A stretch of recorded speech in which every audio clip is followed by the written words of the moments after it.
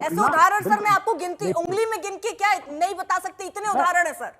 मैं आपको गिनती बताता हूँ बरेली में जो हुआ है अर्पिता जी, मैं बताता हूँ बताइए आपको। सर, आप थे क्या वहां पर? आप थे क्या? आप थे क्या वहां पर?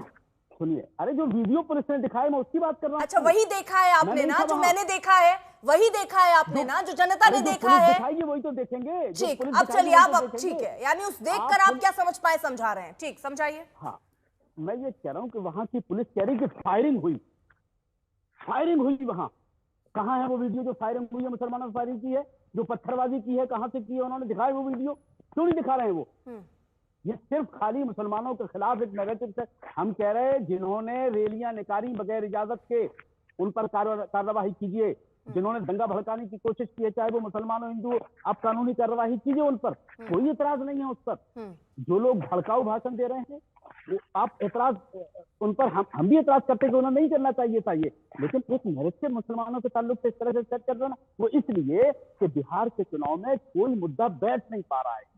अब ये परेशान हो चुके हैं, तो नए डेली अभी कल राकेश सिन्हा साहब मेरे चैनल के साथ थे, ये नई बात लेकर के, आज वो गजवा हिल की बात लेकर के चले आ रहे हैं।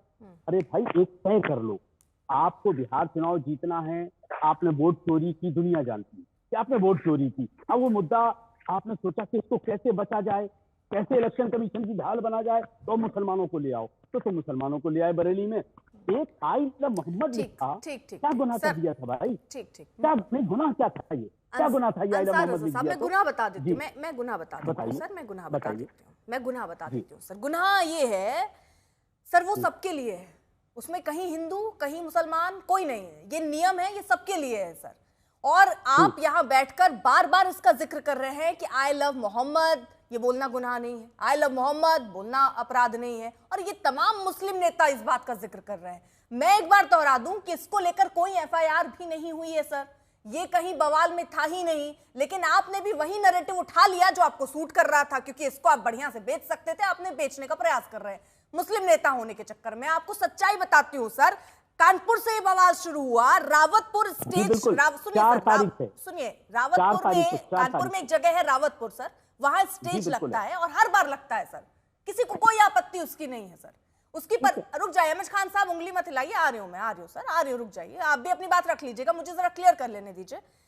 वहां सर स्टेज लगता है, स्टेज के अलावा जिस जगह पर परमिशन इन्होंने ली थी वहां स्टेज ना बनाकर एक गेट बनाया इन्होंने बाहर की तरफ, जो पहले नहीं बनता था। आई लव मोहम्मद का कॉन्सेप्ट भी वहां नहीं लिखा जाता था, एक नई परंपरा, एक नई प्रथा वहां शुरू की गई। वहां उस चीज को लेकर नाराजगी जताई गई कि यहां ये बोर्ड क्यों लगाया गया, जहां की परमिशन है आप वहां तक अपना ये कार्यक्रम कीजिए, पहली चीज। दूसरा जो एफआईआर में जिक्र है सर, वो नवरात्र के जो वहां पोस्टर्स लगे थे, वहां उनकी तैयारियां जो हिंदू कर रहे थे, वहां पर वो पोस्टर्स फाड़े गए, वहां पर तोड़फोड़ की गई। ये कंप्लेन लेकर हिंदू समाज के लोग गए हैं और उसके बाद एफआईआर में इन दो चीजों का जिक्र है। आई लव मोहम्मद कहीं नहीं लिखा कि आपने ये क्यों लिखा, इसको लेकर हम आप पर एफआईआर कर रहे हैं, ये कहीं नहीं था। लेकिन सारे मुस्लिम नेता, सारे मुस्लिम समुदाय को जो बचाने की कोशिश कर रहे हैं या उनके रहनुमा बनने की कोशिश कर रहे हैं, ये बता रहे हैं, वो डाइवर्ट क्यों कर दे रहे हैं सर? क्या मिल जाता है इससे? मैं बताता हूँ। 4 तारीख का ये हादसा है कानपुर का, 5 तारीख को मिलादुन्नबी का जुलूस था। उस जुलूस की तैयारी के लिए गेट बनाया गया था और गेट पहली बार नहीं बना था, और उसमें जो हमारे यहाँ बैनर लगाए जाते हैं मिलादुन्नबी में, तो हम अपने पैगंबर से प्यार करते हैं, मोहब्बत करते हैं, उन पर अकीदत रखते हैं, तो इसमें गुनाह क्या था? ये नई परंपरा कैसे हो गई? ये नई परंपरा कैसे हो गई? इसका जवाब है किसी के पास? ये नई परंपरा कैसे हो गई? और आज योगी आदित्यनाथ जी जो ठोक देने की बात कर रहे हैं, जब आगरा में करनी सेना के लोग तलवारें लहरा रहे थे, तब नहीं कहा कि हम ठोक देंगे, तब कानून का पालन नहीं हो रहा था। आज मुसलमानों ने अगर कोई बात कर दी तो आप कह रहे हैं हम ठोक देंगे, और कल योगी जी कह रहे तो मौलाना को नहीं पता कि सरकार आप क्या कह रहे हैं? आई लव मोहम्मद की यहाँ कहा गया और उसको लेकर बवाल, मतलब वो लिखना ही गुनाह हो गया। मैं वही समझा रही हूँ, वो लिखना गुनाह नहीं था। एक सेकंड सर, आप ये कह रहे हैं क्या गुनाह कर दिया सर? सर अगर कोई हिंदू नवरात्र की शुभकामनाएं का पोस्टर आपके घर पर लगाना चाहे तो आप दे देंगे इजाजत? फिर कह देंगे क्या दिक्कत है? सर ऐसा नहीं है ना सर, जिस चीज की जहां तक परमिशन होती है वो वहीं लगेगा। आप ये कह रहे हैं आपको जो परमिशन वाली जगह थी, आप आगे जाकर पोस्टर लगा रहे हैं, आप माहौल खराब करने की कोशिश कर रहे हैं, आप नवरात्रि के पोस्टर फाड़ रहे हैं, वहां पर आप और तोड़फोड़ कर रहे हैं उसको लेकर एफआईआर हो रही है, वो जिक्र ही नहीं कर रहे आप। मतलब अगर कोई ऐसा करे तो नहीं करना चाहिए सर, मतलब छुओ ही मत।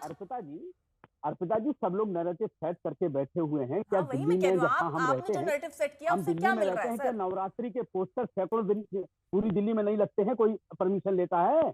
हाँ। आप मुझे दिखाइए तो किसी ने परमिशन ली हो कि हम दीवार पर टांग रहे हैं पोस्टर?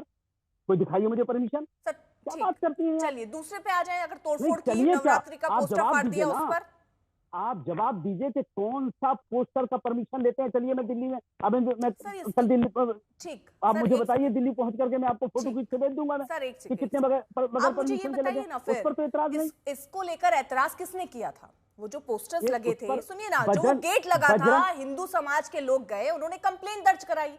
पुलिस अपने ये आप से तो कौन आप है? सुनिए ना, पुलिस अपने आप ये से तो गई नहीं ये कि हटाओ भाई। ये ऐसे अगर नवरात्र में जहां परमिशन नहीं है उससे बाहर भी कहीं सजता है तो आप लोग भी जाइए, मुस्लिम समाज के लोग जाएं और वहां पर जाकर कंप्लेंट दर्ज कराएं, वहां पर भी कार्रवाई होगी सर।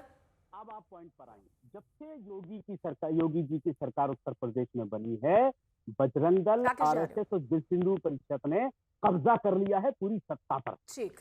और योगी जी उनकी कठपुतली बने हुए, वो नाच रहे हैं उनकी उंगली पर, और कुछ भी नहीं है। जो हिंसा कर रहे हैं वो मासूम है सर, जो हिंसा कर रहे हैं वो मासूम है सर, है ना? हिंसा कोई भी करे, और वो पत्थर अपने से उठाते नहीं, कोई थमा के चला जाता है, फिर वो क्या करे, फेंकना मजबूरी हो जाती है। ठीक सर, समझ गए, मैं आगे जरा बढ़ती हूँ। एक जल्दी से रिएक्शन में चर्चा में सबको जोड़ लूं क्योंकि काफी देर आपसे बातचीत हो गई, मैं क्योंकि एमएच खान साहब भी कुछ कहना चाह रहे थे। एमएच खान साहब आपके साथ शुरू करते हैं, राकेश जी उसके बाद मैं आ रही हूँ। एक बार जरा जल्दी से सबके उनके राय जान लो। एमएच खान साहब। जी अर्पिता जी देखिए, ये जो भी दंगे और जो फसाद की बातें हो रही हैं, ये उन्नाव से शुरू हुआ है, कानपुर से शुरू नहीं हुआ है। उन्नाव का खुद मैं रहने वाला हूँ। एक जगह पोस्टर लगा था आई लव मोहम्मद का, और वो बगल में शायद किसी हिंदू देवता की फोटो लगी थी। पुलिस का कहना है कि वो फोटो फाड़ दी गई, तो उसको हटाने के लिए धाराएं लगाई गई और 3-4 लोगों को अरेस्ट किया गया। ये शुरुआत उन्नाव से शुरू हुआ है। अब देखिए, मैं सिर्फ ये बात कहना चाहता हूँ कि अभी तक जो भी लोग इस काम में लगे हैं, आप हुजूर सल्लल्लाहु अलैहि वसल्लम के बताए हुए रास्ते पर चलिए। पत्थर और लाठी आप डंडा हाथ में मत लीजिए, आप मोहब्बत का पैगाम दीजिए कि हुजूर सल्लल्लाहु अलैहि वसल्लम ने जब उनके ऊपर ताइफ में जो है पत्थर चले और पूरा सर फट गया, पूरे नाखून नालायन मुबारक तक खून बह गया, तब जिब्रील अमीन आके कहते हैं कि या रसूलुल्लाह, कहिए तो 2 पहाड़ियों को बीच में दबा के मार दें इनको। तो आपने मना किया कि आज नहीं तो कल सुधर जाएंगे। तो मैं तो अपील करूंगा सारे मुसलमानों से कि आप हुजूर सल्लल्लाहु अलैहि वसल्लम के बताए हुए रास्ते पे चलिए, और ये जो पत्थरबाजी की या और चीज़ों की घटनाएं घट रही हैं, इसमें शामिल ना होइए, बिल्कुल ना होइए। लेकिन ये भी ठीक नहीं है कि मिट्टी में मिला दूंगा, ठोक दूंगा। ये कोई संविधान पे शपथ लेकर के कह सकता है क्या? क्या कोर्ट बंद हो गई? क्या हाई कोर्ट बंद हो गए? क्या सुप्रीम कोर्ट बंद हो गए? आप ठोकने की बात करते हो। ठोकने वाली भाषा क्या है? ठोकने वाली भाषा किसी अच्छे इंसान की, अच्छे नेता की हो सकती है। पिताजी आप ईमानदारी से बताइएगा, मिट्टी में मिला दूंगा, कौन सी भाषा हो सकती है? कौन सी संवैधानिक भाषा हो सकती है? नहीं हो सकती है। और जब आप दूसरे तरह की भाषा का इस्तेमाल करेंगे तो लोगों में नफरत फैलेगी। आप 8 साल से मुख्यमंत्री हो, अभी तक कंट्रोल नहीं हो पाया। बुलडोजर बाबा भी बन गए आप, तब भी नहीं कंट्रोल हो पा रहा है। तो क्या मतलब है? पूरी तरह से सीआईडी, विजिलेंस, सीडीआई, सीबीआई सब फेल हो गई उत्तर प्रदेश में। खाली उत्तर प्रदेश में दंगा बवाल हो रहा है, और किसी प्रदेश में क्यों नहीं हो रहा है?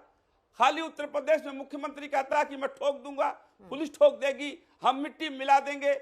ये भाषा धमकाने वाली नहीं है।